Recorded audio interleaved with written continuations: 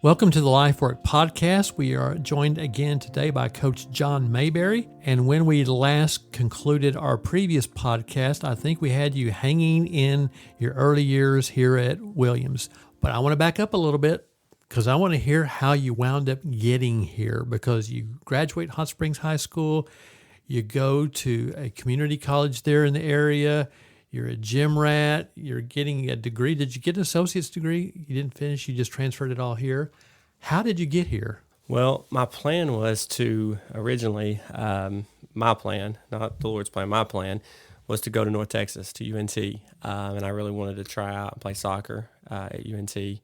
And that was really the goal. And I was planning to move. At the time, before that, I had worked for Foot Locker. I was in management with Foot Locker in Little Rock, and I was doing that. But my plan was to go there, try out, play soccer. Like, that's what I wanted to do. And a friend of mine from high school was actually going to move with me. He worked for Lowe's. He was going to transfer and go down there with me, and we were going to live together. I had spent some time at a church down there in the summer, interning from my old youth pastor who was down there, and there at that in Sanger, north of Denton. And so I was familiar with a lot of people. Like, I knew, I had some structure, some support, people that would help me along the way. Well, when I quit Foot Locker, I had a friend of ours that was kind of a mentor who was a bivocational pastor and who's actually an alumni from here. And I think you actually met him somewhere, Dennis Wills. Okay. He's from Benton area. But he was over, his son was currently here as a student, as a freshman, and he was over Saline County's regional solid waste there. And so on my way home from when I quit Foot Locker, it was one of those times that the Lord was like, oh, it's time to move. And so I was like, okay. And so I quit. And So you quit Foot Locker with no place to go? no place to go. Back home with my parents. I was about to say, isn't that contrary to what your parents would have told you to do? It was, yes, to some extent, yes. But it was a lot. And I was still living out of my house, even working at Foot Locker. But I had a friend who lived in that area who worked for 4-H. And so I stayed with him a lot because the 4-H center was just outside of Little Rock. And so when I was up there, I stayed with him a lot instead of just driving back and forth. But I had a job before I got home that day, so it didn't really matter. So I stopped, and when I was talking with him, and he was like, well, why don't you just come work for me? And so I was like, okay. And he's like, you can just come work for me, and you can work with our recycling program, who was kind of crazy because his director of recycling was actually his bivocational youth pastor at the church as well. And so I knew Dennis growing up from church camp. So those years at church camp, he was always there with his church, and so I just I knew him well. I had a good relationship with him. And so he asked me, he's like, just come work for us. And then he's like, Dustin's in school at Williams, and so you can just stay. You can stay in his room through the week, and you can work for me, during the week. And so that's what I did. Well, when I was planning on moving after Christmas was the plan to North Texas. And it was Thanksgiving. It was right around the area of homecoming, after homecoming, because I just know Melinda Williams had a play, and Dustin was involved in the cast and the play. And so Dennis had come up here to see Dustin, and he just always talked about stuff. And that following week, I was in the office with him, and we were just talking work and stuff. And I don't know, I felt the Lord had laid on my heart I don't know exactly what he laid on my heart, but maybe that this wasn't the best option for me, what I was thinking. And so he asked me to come. He's like, do you want to, I was asking him if he's going to come back to Williams and visit. He's like, well, I probably won't visit till after Christmas. We'll go back up till after Christmas. And I was kind of like, he's like, well, unless you want to go up there. And so I was like, well, yeah, it was like instant, like the Lord was like, put that question out there for him to ask me. And so, so he brought me up, and we hung out. And on a Thursday night, he's like, I'll pay for it. I'll feed you. We'll stay the night. So he drove me up here, and another good friend of ours who had graduated Ouachita at the time was a youth pastor in Hot Springs Baptist, Tab Moore. We drove up. We came up. We stayed the night down at the Days Inn on Thursday night. I played basketball in the old Carter before the goals and the floor was taken out. Went to the time it was called like PM, was the student-led service. Still is, yeah. And went to that. And then on Friday morning, we got up, and he brought me down, and I went with Dustin to class to New Testament with Dr. Foster. And had lunch, and just saw the campus, and that was it. And we went home, and I knew I was coming. And I ended up working for him after Christmas, that spring semester, and then I started here in 2004 in that fall. So what our listeners may not know is that you grew up in an area that has a heavy Ouachita Baptist University presence. Mm-hmm. I mean, your pastor, John McCollum, is an alum, and I think he's an alum. If he's not, he's an avid supporter. He is an alum. Okay, I get a nod from our technician, producer, side man over there. So why didn't you think about that? Why were you not feeling called to go in that direction as opposed to called to coming in this direction? And I'm glad you did. And I'm just curious that's pretty countercultural for where you grew up. Well, and I went to several things. They had a big college, their student-led was called Refuge, and a lot of people went to that. And even at that time, I would drive to Arkadelphia with some of my friends, and we'd go to their Refuge, their service. And there was a couple of those girls from our church at Lakeshore Heights that had went there, that was going there.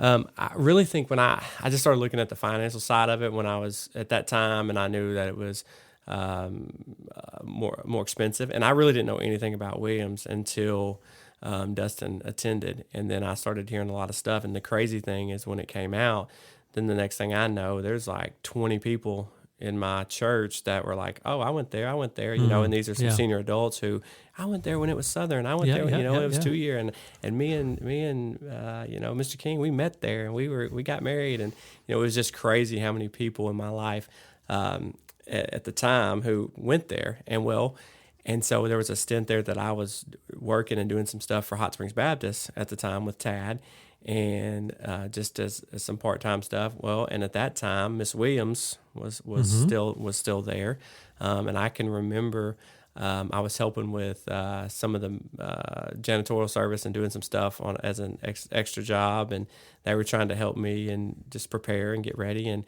I can remember he said, "Oh, well, I can introduce you to Miss Williams." And I'm like, "Okay, Miss Williams." And they're like, "No, like Miss Williams. And I was like Williams Baptist Williams. I was like, "Oh." And so I can remember he took me into her Sunday school class and introduced me to her at the time. And so that was kind of really it. And I don't know, I was very much different at that time in life. Like, I wanted to be different. Like, I didn't go with the norm. If everybody was pushing for Chicago, I was pushing for Orlando. It was just kind of like, I know better than that. Well, now I'm a little more realistic, but yeah. I didn't mind to argue a little bit back then either about stuff. So you came to school here, and it sounds like there were several influencers God used to lead you here. People in your life, maybe some church relations, some work experiences also along the way, and all of them led you to this point, and you were here. What did you study? I majored in Christian ministries. Okay. And most people don't know I did not know that. That's the first time I'm hearing this. Everybody just assumes it was health sports and physical management education, or something like that, yeah. So Dr. Foster was him and Dr. Gore both my first 2 years, and then Dr. Norville came in, and so that's when they kind of broke some, because I was emphasis in youth, and then I had a minor in sociology. So then I transitioned over with Dr. Norville the last 2 years under him as an advisor. And so that was, because originally, like, the plan was I felt the Lord calling me into youth ministry. And I tell people, they're like, "Well, what happened?" I was like, "Well, nothing. I did what I was supposed to do, and then he changed the plan." And so it wasn't, I was doing during that time a lot of youth ministry related stuff. Like, sure. I was helping at Ridgecrest in Benton. I was helping with Hot Springs Baptist. Right before I came back to Williams as an employee, like, I was heavily involved in First Baptist with Wallace and Brother John. And so with their recreation ministry and doing some stuff, and with Upwards basketball and all that kind of stuff. So I was really, I tell people, like, I was engulfed in it and surrounded by it. I just never surrendered to, like, a full-time paying youth ministry job. Like, I spoke at camps. I did Disciple Nows. I was the camp director for our associational camp at Spring Lake for 2 years. And I was active, involved in numerous church retreats and DNOWs and I did all that stuff. And then I felt like it came to a point in my life where, okay, God said, "Okay, I'm going to use ministry. I'm just going to use it for you in a different way." And now, okay, I want to talk about that. Okay, Tell our listeners about that experience, that God is using you in ministry, but it's looking different than what you initially thought it would look like. The crazy thing now is like it's still youth ministry. It's just a different age of youth. Yeah. You know, it's more what you would define as college ministry. You know, from the classroom or from all the other jobs I've had here and working through admissions or student life or as an assistant with basketball and now head basketball. But it was like he said, okay, we did all this and you didn't really like fully like invest. Like you're like 75% there, and now it's time we're turning the chapter to something else that I've got planned to you. And then at that time, I was more eager and older and more mature and I guess you'd say more ready to listen. And so it was a lot easier at that time. I tell people all the time, there's a few times in my life that I've really felt like the Lord kicking me in the rear end through the door. Yeah. Like, you feel His guidance and leading you in certain directions. But when I came back here to work in 2010, when Miss Angela Flippo, hired me, I knew I was getting the job before she ever offered. And because I walked out of this building that we're in actually now, the admin, and my college roommate, Tommy, was here, and we came up together, and he's sitting in the car waiting on me to come out. And when he gets in the car, like I get in the car with him, and he's like, well, how'd it go? I said, I'm coming here. And he's like, did they offer? I said, no. He's like, why? I said, because I can feel it. I said, I'm getting kicked in the rear end through the door. Like I'm coming. And so at that time I was in management with Dick's Sporting Goods. I had went back home and I had took a job, and it wasn't necessarily what I wanted to do. It was just a quick, I knew they would hire me because of my experience and I was really good at it. So that was the doorway into the ministry of Christian higher ed. Mm-hmm. Yes, sir. The admissions office. Mm-hmm. Okay. So, but you're not doing that now. No. You are now the head coach of the Lady Eagles basketball team.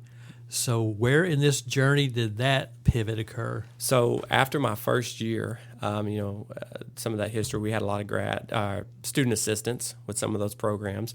And Coach Alfred had a student assistant who was graduating, and she knew that I had been around the men. I played for Coach Ryder and had been around, and she knew me well. And so she had just kind of asked me at the end of that season if I was interested. And I was like, absolutely. Like, why would I? I mean, I would love to be involved in it somehow. And because at the time, I always like, I could go back and maybe help Coach Ryder or do something. But he had somebody here at that time.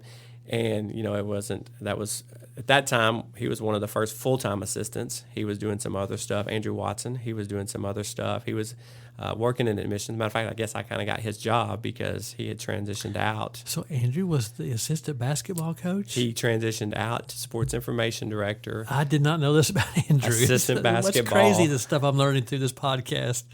And he was over intramurals and recreation. So they had kind of created that for him to take over. So he helped Coach Ryder. And so he was, actually full-time employee that was doing some of those things. And so there wasn't anything open. And so Coach Alfred just asked me, and I was like, absolutely. And so that's kind of where it started. And then I worked with her for several years and in admissions, and then assistant director of admissions for Andrew. And so Andrew had left and came back. Aaron Abbott was here, who's now a trustee for us. And so, which we graduated together as well. Him and Andrew all graduated together. And he was director at that time of admissions, and I started helping him. And as assistant, I just expanded role. So let me tell you what I'm hearing. Kind of summarize the John Mayberry story here. Grew up in a hardworking home. Parents were hardworking people that instilled that work ethic in you. Sometime junior high school, you got involved in church pretty heavily, came to know the Lord while you were in high school. And so that journey, that thread of influence also was woven into the fabric of your life. Got out, continued to work, began to play basketball, somewhat in high school, but more so, I guess, in just college. in community college and rec leagues. And then through the influence of friends, through some life experiences, encouragement of others, you found yourself here at Williams. As a Christian ministries major, and graduated with that degree. While here, you began a semester of playing for Coach Ryder and then transitioned into an assistant or a student assistant. Graduate assistant. Then eventually came to work in the student recruitment office, enrollment management. You had been a manager out in the marketplace in retail, sports goods. And then all of that converged into becoming an assistant for Coach Halford. That's quite a stream of tributaries that flow into the river of your life that the Lord used to lead you to be at the place you are today. Looking back at that, how do you interpret those things? How do you see all of those things now in hindsight that you look back and say, yes, that person was instrumental. Yes, this major was instrumental. Yes, this work experience was instrumental. Yes, my parents were instrumental. How do you reflect upon all of that? If we were in a class and you were teaching about a calling, a theology of calling, a theology of work, and you're giving your own personal testimony about this is what the Lord did in my life, what would you tell the class? The Lord's plan is always bigger than yours. Mm-hmm. If you just trust and listen is the big part. Being faithful and being available and being teachable. I look back at those moments where I had my own plan and I wanted to do what I wanted. And he just kind of put some intricate moments in my life that made a huge difference. Like even coming back here, one of the crazy small details to that story I didn't even tell you. I had called Jerry Van Kirk. He was the director of campus safety at that time, campus police. And he was here when I was here as a student, so I had a great relationship with him. And I was asking him because I had saw the admissions counselor job open. And I called him, and of course he was very, yes, you need to apply, you need to do it, you need to, go for it. And I was like, okay. Well, then I called Coach Ryder and talked to Coach Ryder about it, and he was, affirming me, you'll be great, well, still I didn't think that was enough. So then I called Dr. Norville and talked to Dr. Norville about it, and he was like, yeah, that'd be great. You need to do it. You'd be interested in it. You'd be really good. I can see you doing this type of thing, and so the job, like, it was closing on, I want to say the application closed like on that Friday, and it was on the website. Well, on Thursday morning, Jerry Van Kirk called me and asked me, and I talked to him earlier in the week, like on that Monday, and he was like, hey, did you, we're talking about something else, and he asked if I applied, and I said, well, no, I didn't. And he not necessarily got angry, but he was like very demanding, very forceful. He's like, why did you not, you need to do it. You need to get it done. And so I instantly, of course, I didn't really know all that, how that worked. So I'm kind of in panic mode. So I run and, print off, of course, technology is not what it is today. I run and print my resume and all this stuff. And I go straight to the post office and I overnight it to Angela on Thursday to get it to here by Friday because I'm worried about email closing. was invented then, John. Email had been invented. It was, but that was not really like a big deal, I guess. I don't know. It wasn't. I don't even know. I don't even know if I had an email at that time. School email still probably. And what were you doing? Was that management? At that point, I was management in Dix. Okay. Yeah, because it was around March, maybe, or April, something like that. It might have been April. It was probably in April. And so, I overnighted it because I was worried about the application closing and her not getting it and her, denying it right off the bat. So even stuff like that. And, now I know it's a little different than that, how that works. But she called me like on that, I want to say it might have been that Friday afternoon or maybe that Monday. And then I came up on that Thursday to interview. And then she called me the following week on Monday and offered it to me. And so, and I'd start till I finished out at Dix, but because I started physically January 1, budget year, on that January 1. It was crazy because I came up and then, of course, I had to ask her like for the first week off, the second week, because I was still camp director for the associational camp. And so I had spent all this time preparing and planning for camp. And she was like, oh, it's not a problem. We'll make it work. And so the second week on the job, I took off for a week to go to church camp. So I'm going to put you on the spot here. Pretend, and I know it's going to be a large, long stretch of the imagination, that I am a prospective basketball player for you. Let's just say you're now the men's coach, just to make it kind of fit me, and you're recruiting me. And my questions are not about basketball. They're not about competition. My questions are, okay, what is your program going to help me do? How is your program a ministry to help me find my purpose? Like you found yours, I need you to help me find mine. I'm looking for that person to spend the next 3 to 4 years with me, walking in my life journey to help me discover my calling, my purpose. What would you say to me is the ministry expression of being a head basketball coach on a collegiate level? Well, for everybody, I think to some extent it's different. First finding out, what kind of your goals are and what things you're interested in, what you're looking for. And even in my case, that wasn't really my point in life. My goals were not really aligned with what God had for me or wanted for me. But I didn't know that or understand that at the time. But for me, first and foremost, and I tell even our females the same way, and it would be no different from coaching on the men's side. Like, I could really kind of care less about what you think about me as a coach. Like, that's not really important to me.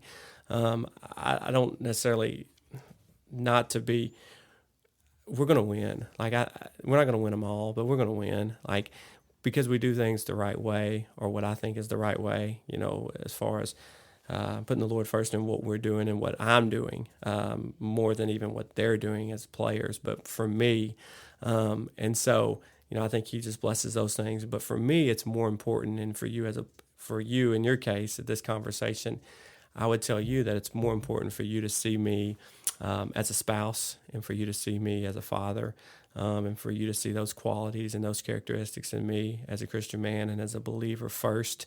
Those are the things that are more important to me, because I think those are the things that's going to make a difference in your life later on and in the future, not me coaching and you playing basketball. But you see my work ethic and how I prioritize, my family. As you can see, Kobe and Tate all over the place, and and with us. Those are bigger picture things for me, and that's what's most important.